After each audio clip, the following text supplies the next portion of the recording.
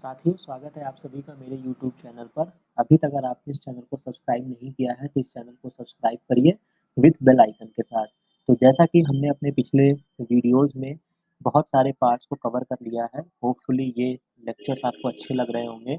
और इसी क्रम में जैसा कि हमने 2 चीज़ों को साइमल्टेनियसली स्टार्ट किया हुआ है, जैसे हमने सेल सिग्नलिंग स्टार्ट किया हुआ है, जहाँ पे मैंने जीपीसीआर के पूरे पार्ट्स को कवर कर दिया है और साइमल्टेनियसली हम यहाँ पे कुछ ऐसे टॉपिक्स को कवर करते हुए चल रहे हैं जो कि एग्ज़ाम्स में बहुत पूछे जाते हैं, किसी न किसी रूप में आपको वो देखने को मिलेगा और आप उसके बारे में इन्फॉर्मेशन रखते हैं, तो उसका किसी चीज़ों से बहुत ज़्यादा लेना-देना नहीं है। तो आप अगर उसको डेली मेरे लेक्चर्स को देखेंगे, तो वो आपको धीरे-धीरे मेमोराइज़ हो जाएगी। तो साथियों, इसी क्रम में जो मैंने आज एक नए टॉपिक्स को सेलेक्ट किया है जिसके बारे में हम चर्चा करेंगे, वो चीज़ है वायरस। तो आप लोग इससे फ़ैमिलियर होंगे वायरस से। तो जैसा कि आज जो टॉपिक हम यहाँ पे डिस्कस करेंगे, तो हम ये पूरे वायरस को यहाँ पे कवर करेंगे। तो आइए साथियों शुरू करते हैं। तो जैसा कि आपको पता है कि वायरस जो होते हैं, इसके बारे में आपने जब से कोविड काल आया है, आप बहुत ज़्यादा इससे फ़ैमिलियर हो चुके होंगे, बट अब हम इस वायरस को डिटेल में समझते हैं। तो जैसा कि आप यहाँ पे ये बताया गया है कि द टर्म वायरस का मतलब क्या होता है वेनम। वेनम का मतलब आप जानते हैं कोई भी ऐसी चीज़ जो पॉइज़नस होती है, उसको हम क्या बोलते हैं? वेनम बोलते हैं, राइट? इस टर्म को जो देने वाले साइंटिस्ट हैं, वो हैं लुईस पास्चर। तो इस बात को आप याद रखेंगे और यहाँ पर मैं कुछ बातों को और यहाँ पे कवर करता हुआ चल रहा हूँ। जैसे कि मैं यहाँ पे हाइलाइट कर देता हूँ कि लुईस पास्चर एक ऐसे साइंटिस्ट हैं, जो आपको बहुत जगह देखने को मिलेंगे। तो हम यहाँ पे इनके बारे में जान लेते हैं, कुछ चीज़ों को रिकॉल करते हैं। अगर आपको नहीं पता है तो आप इसको नोट डाउन करेंगे और इन चीज़ों को आप याद रखेंगे। तो लुईस पास्चर ऐसे इन्होंने बहुत क्षेत्र पे काम किया है। जैसा कि इन्होंने इनका जो एक काम आप जानते होंगे, इन्होंने वैक्सीन बनाई थी और किसके लिए बनाई थी? रेबीज़ के लिए वैक्सीन बनाई थी, ठीक है? इसके अलावा लुईस पास्चर जिस चीज़ के लिए फ़ेमस है, उसमें से एक कार्य है कि इन्होंने जर्म थ्योरी ऑफ डिज़ीज़ दिया था, राइट? इस चीज़ को हम लिख लेते हैं, जर्म थ्योरी ऑफ डिज़ीज़ देने वाले साइंटिस्ट जो थे, वो लुईस पास्चर हैं। इसके अलावा इनको हम फादर ऑफ मॉडर्न माइक्रोबायोलॉजी बोलते हैं। ये किस चीज़ के फादर हैं? ये आप याद रखेंगे, father of modern microbiology, right?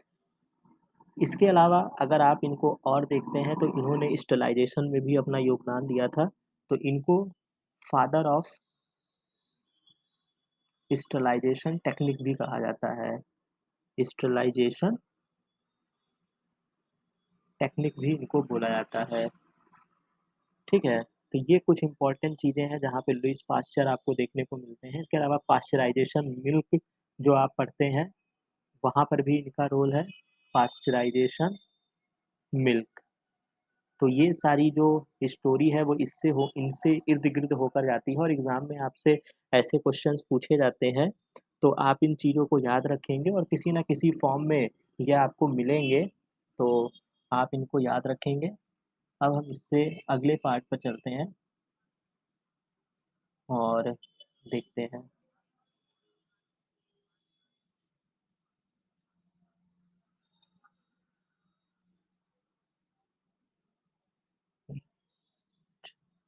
ठीक है? तो अब हम और डिटेल इस टॉपिक के बारे में देखते हैं। तो यहाँ तक कहानी हो गई। इसके अलावा ये अभी हम कुछ हिस्टोरिकल अकाउंट्स देख रहे हैं। तो जैसे कि यहाँ पे इवानोवस्की एक साइंटिस्ट थे जिन्होंने ये डिस्कवर किया, एक तरह से आप ये कह सकते हैं कि उन्होंने वायरस को डिस्कवर किया कि कुछ ऐसे माइक्रोब्स हैं या कुछ ऐसे ऑर्गेनिज़्म हैं जो कारण हैं, कैज़ुअल ऑर्गेनिज़्म है mosaic disease of the tobacco. ये आप जानते होंगे टीएमवी इसको बोला जाता है, टोबैको मोज़ैक डिज़ीज़ इसको बोलते हैं, राइट? तो इसके लिए थे जो कि क्या है which is smaller than bacteria, bacteria से छोटे होते हैं और can pass through bacteria proof filter से ये पास हो जाते हैं।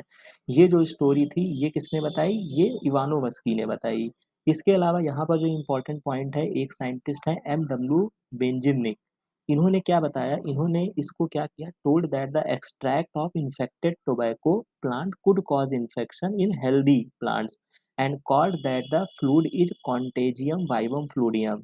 तो ये चीज़ को आप याद रखेंगे, यहाँ पे उन्होंने एक स्टेटमेंट दिया था कि ये जो इन्फेक्शियस चीज़ है, वो क्या है कि टोबैको में जो था उन्होंने ये देखा कि उसके एक्सट्रैक्ट में कुछ ऐसा चीज़ है जो कि हेल्दी प्लांट्स में भी इन्फेक्शन को कॉज़ कर रहा है, यानी कि उसके फ्लूइड में, यानी कि जो सब्सटेंस है, उसका जो फ्लूइड है वो जो है वो डिज़ीज़ कॉज़िंग है।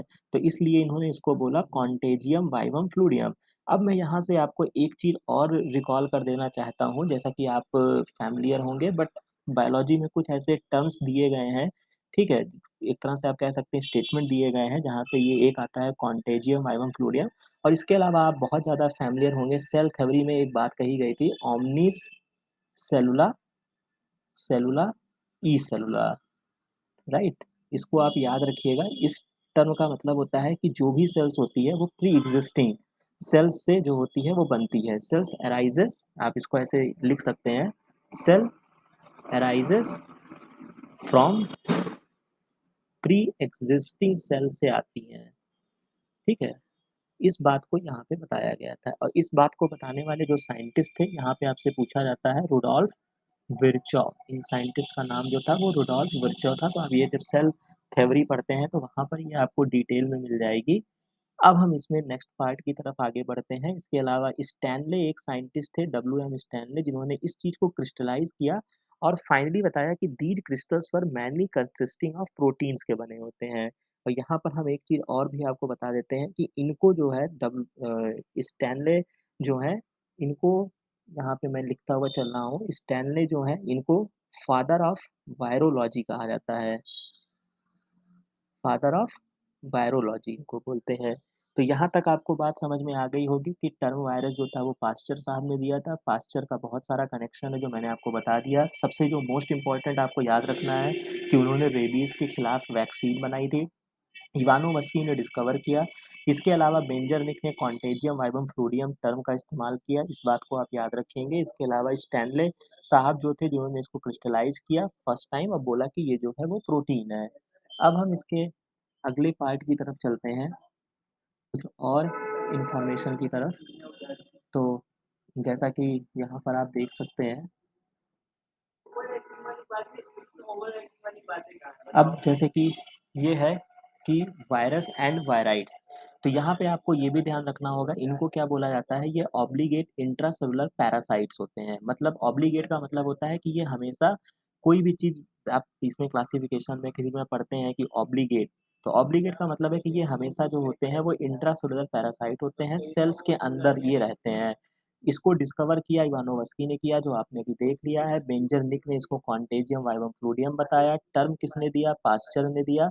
और स्टैनले ने जो था, उन्होंने इसको सबसे पहले क्रिस्टलाइज़ किया और इसी वजह से इनको नोबेल प्राइज़ दिया गया, और इन्हीं को जो है वो फादर ऑफ वायरोलॉजी बोलते हैं, जो मैंने यहाँ पे आपको मेंशन कर दिया है। ठीक है? अब हम इसके नेक्स्ट पार्ट की तरफ चलते हैं और इन्फॉर्मेशन देखते हैं कि क्या बताई गई। इसके अलावा जो वायरसेस की प्रॉपर्टी होती है, उसमें जो सबसे इम्पोर्टेंट प्रॉपर्टी है, वो है viruses lack metabolism and do not grow in the artificial medium में ये ग्रो नहीं करते हैं, hence have to be inoculated in the cell culture, मतलब इनको सेल्स में कल्चर सेल्स चाहिए होता है।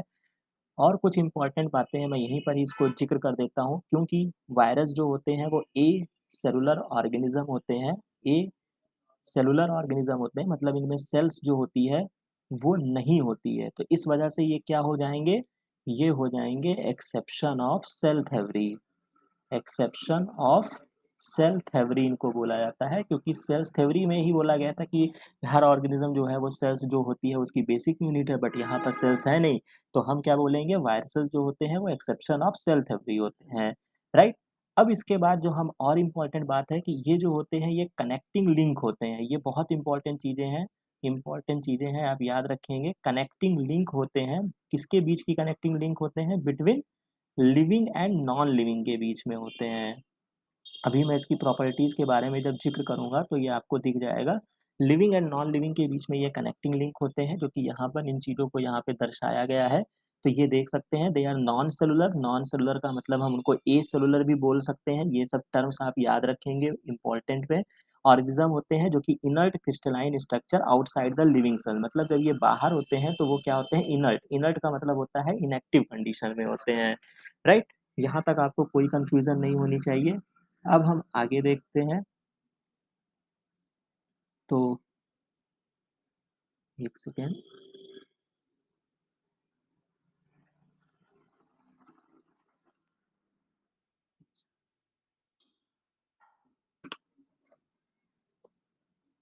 यस, बाकी मैं इसको थोड़ा-सा क्लीन कर देता हूँ जिससे अभी थोड़ा-सा आसानी हो जाएगी।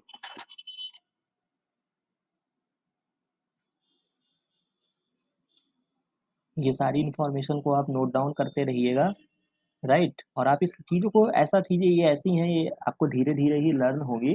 तो आपको क्या करना है, आप इसको वीडियो को बार-बार देखते रहिएगा, मीन्स आप सुनते रहिए, इसको याद करते रहिए, जिससे क्या होगा कि ये आपको रिमाइंड हो जाएगा। ठीक है, अब हम चलते हैं इसके नेक्स्ट पार्ट में। Outside the host cell the virus particle जो होता है वो इनएक्टिव होता है, जिसको हम विरियॉन बोलते हैं। ये शायद आपको नया टर्म मिला होगा। तो जब कोई virus outside the living cell होगा जो कि मेटाबॉलिक इनर्ट होता है, इनर्ट का मतलब मैं यहाँ पे लिख देता हूँ। इनर्ट का मतलब होता है यहाँ पर इनएक्टिव। ठीक है? बाहर जो होता है वो इनएक्टिव होता है, इसी चीज़ को इनर्ट बोलते हैं। They become active and multiply only inside the host. जब तक इनको होस्ट नहीं मिलता है, तब तक ये एक्टिव नहीं होते हैं।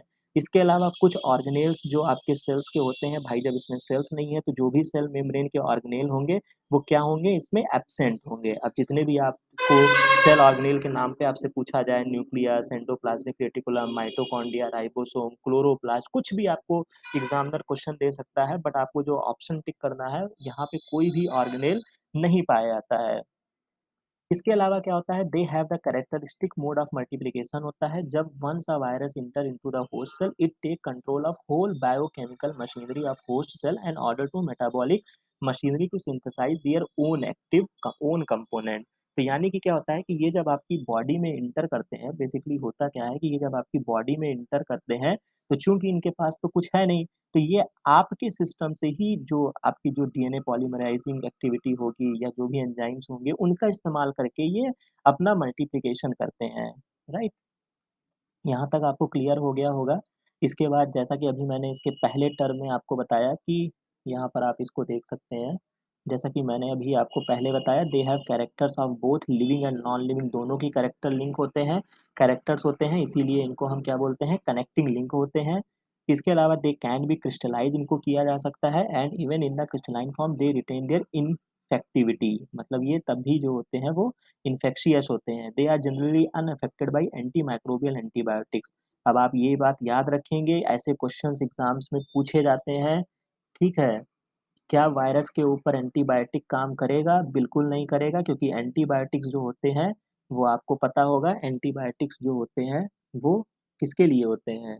तो एंटीबायोटिक्स जो होते हैं, वो वायरस के लिए होता है, सॉरी बैक्टीरिया के लिए होता है। तो चूँकि ये वायरस पार्टिकल हैं, तो इनके केस में एंटीबायोटिक वर्क नहीं करेगी, राइट? इसके अलावा इसमें म्यूटेशन सबसे ज़्यादा होता है, जैसे कि आप ये देख सकते हैं, जिस तरीके से अभी कोविड के दौरान अगर आपने इसको देखा होगा कि बहुत सारे टाइप्स आपको देखने को मिले, तो क्यों देखने को मिले? क्योंकि उसकी सरफेस पे जो इन्फ्लुएंजा वायरस था या कोविड सार्स वायरस था जिसको आप बोल सकते हैं, तो क्या होता है कि इसमें म्यूटेशन रेट जो होता है वो बहुत फ़ास्ट होता है। राइट? तो आप यहाँ पे याद रखेंगे, बट एक चीज़ मैं यहाँ पे आपको बताता चलूँ कि ऐसे है कि अगर जो सबसे मोस्ट म्यूटेंट वायरस है, वो आपका एचआईवी होता है और फिर इन्फ्लुएंजा आता है। इन्फ्लुएंजा में भी बहुत ज़्यादा म्यूटेशन होता है और शायद इसी तरीके का एक क्वेश्चन अभी सीएसआईआर में भी आया था, जहाँ पे क्या था कि इन्फ्लुएंजा के खिलाफ हमें वैक्सीन या बूस्टर अगर आपको देना पड़ता है, तो उसका क्या कारण है? तो उसका यही कारण है, क्यों? क्या कारण है? कारण यही है कि आप इसको याद रखेंगे इस बात को, क्योंकि इनके सरफेस पे म्यूटेशन होते रहते हैं, जिससे सरफेस स्ट्रक्चर चेंज होता रहता है, राइट? इस बात को आप याद रखेंगे। फिर अब हम अगले तरफ चलते हैं, पार्ट की तरफ। इसके बाद they process few enzyme required for nucleic acid synthesis and for entry into the host cell. ठीक है, अब हम यहाँ पे कुछ और इन्फॉर्मेशन को देखते हैं। जैसे कि आप यहाँ पे ये पढ़ सकते हैं, एक इम्पोर्टेंट बात होता है रिट्रोवायरस। रिट्रोवायरस क्या होते हैं? जो आरएनए कंटेनिंग वायरस होते हैं, उनको हम रिट्रोवायरस कहते हैं। और जब आप मॉलिक्यूलर बायोलॉजी पढ़ते हैं, तो वहाँ पे आपने ये देखा होगा टीमैन एंड बाल्टीमोर का नाम। ये क्या होते हैं? बिकॉज़ ये जो रिट्रोवायरस होते हैं, ये सिंगल स्टैंडर्ड आरएनए वायरस होते हैं which show presence of enzyme reverse transcriptase. बहुत क्वेश्चन आपको मिले होंगे एग्ज़ाम में, ये आप याद रखेंगे।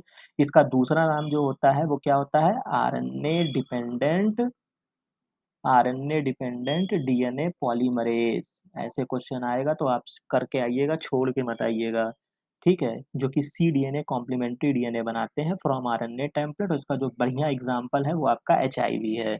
यहाँ तक कोई कंफ्यूजन नहीं होगी। इसके बाद एक टर्म और होता है cyanophages. Cyanophages are virus which are feeding on the blue green algae, क्योंकि साइनो का मतलब ही होता है ब्लू ग्रीन, तो जो ब्लू ग्रीन एल्गी पर होते हैं उनको साइनोफेज बोलते हैं, जिसको डिस्कवर्ड किया था सेफ्रामेन एंड मॉरिस ने। तो ये इम्पोर्टेंट बात है, आप इसको याद रखेंगे। अब जो इसका नेक्स्ट पार्ट है,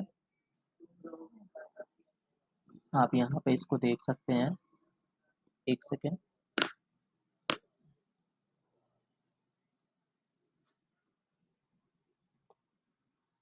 यहाँ तक की बात क्लियर हो गई। एक सेकेंड, मैं इसको क्लीन कर देता हूँ।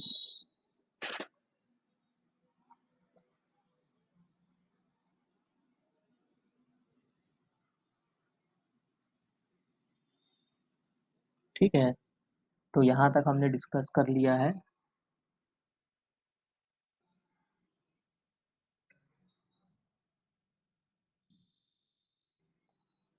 टीमैन एंड बाल्टीमोर तक यहाँ पे बातें हो गई, साइनोफाइजी तक। अब यहाँ पर हम देखेंगे जिस जिस चीज़ को हम यहाँ पे अभी कवर करने वाले हैं, इन चीज़ों को मैं मिटा देता हूँ जो थोड़ा सा यहाँ पे दिक्कत क्रिएट कर रहे हैं। फिर आपको जो यहाँ पे देखना है वो क्या है, ऑन्कोजेनिक वायरस। कुछ वायरस जो होते हैं, इस चीज़ को आप याद रखेंगे, ऑन्कोजेनिक वायरस होते हैं। ऑन्कोजेनिक वायरस क्या होते हैं, ये वायरस कॉजिंग, जो कि कैंसर कॉज करते हैं, उनको हम ऑन्कोजेनिक बोलते हैं। आपने ऑन्कोजीन्स का टर्म सुना होगा, वहीं से ये रिलेशन है। तो इसके एग्जाम्पल जो होते हैं वो आपका हेपेटाइटिस बी होता है, एप्स्टीन बार वायरस होता है, और ये एचपीवी वायरस, पैप्लियोमा वायरस, ये सारे जो होते हैं वो इसके एग्जाम्पल्स में आते हैं। इसके अलावा कुछ अगर फंगल वायरसेस जो होते हैं, तो फंगल का टर्म माइको होता है, तो ऐसे वायरस को हम माइको वायरस बोलते हैं। ठीक है, तो ये जो होते हैं वो पेनिसिलिन वगैरह से आइसोलेट किए गए हैं, इसमें डबल स्टैंडर्ड आरएनए होता है। इस बात को आप याद रखेंगे। और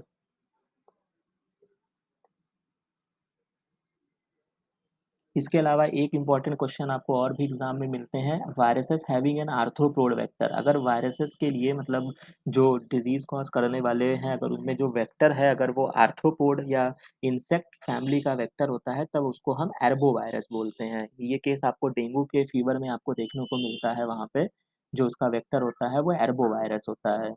अब जो होता है नेक्स्ट इंपॉर्टेंट बात है, viruses will be a major tool for gene transfer from one organism to another. आपने ट्रांसफॉर्मेशन पढ़ा होगा, कॉन्जुगेशन पढ़ा होगा, और एक आपका होता है ट्रांसडक्शन। तो ये जो होते हैं यहाँ पे यूज़ किए जाते हैं। इसके अलावा जीन थेरेपी में इनका यूज़ किया जाता है। ठीक है, इसके बाद ये देख लीजिएगा, स्टडी ऑफ वायरस को वायरोलॉजी बोलते हैं।